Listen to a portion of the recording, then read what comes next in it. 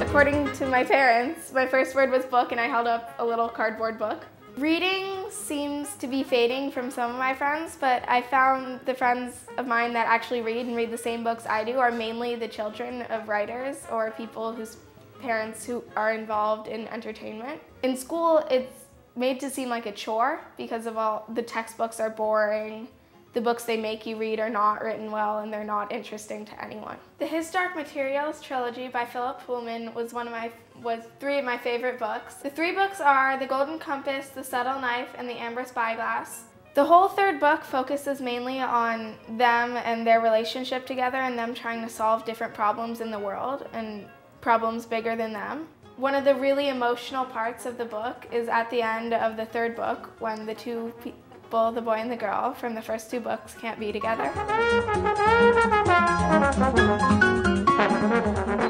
Fried Green Tomatoes at the Whistle Stop Cafe by Fanny Flagg was one of the most recent books I read. I actually finished it last week for a school book report, and I started reading it only because I needed a historical fiction book, and it happened to be one that I found on our shelves at home. It's the story of 4 women who each feel lost in their own way, mentally, physically. The 2 stories are Iggy and Ruth Threadgood at the beginning in the 1920s, and Evelyn Couch at the end in the 1980s.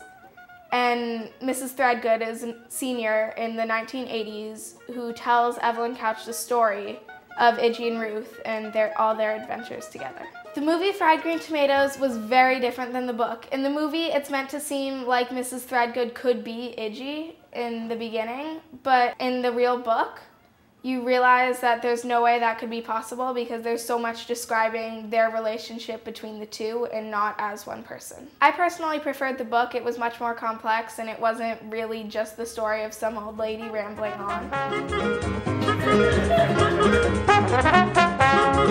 A couple of other books I really loved were the Harry Potter series. I started the first one in about 2nd grade, and then read all of them up till the 7th one, which came out, and I went to the midnight party. The Harry Potter books all have really in-depth characters, and all the writing is very descriptive, but it's not too difficult to understand.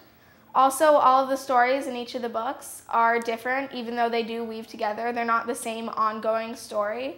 One thing that really disappointed me was the movies in comparison to the book. The movies were made so that the only way you really understand the ties between them is if you've read the book. A lot of assumptions are made during the movies, and a lot of important facts are cut out. Especially if you've read the books before them, then you know what's supposed to happen, and half the time it never does.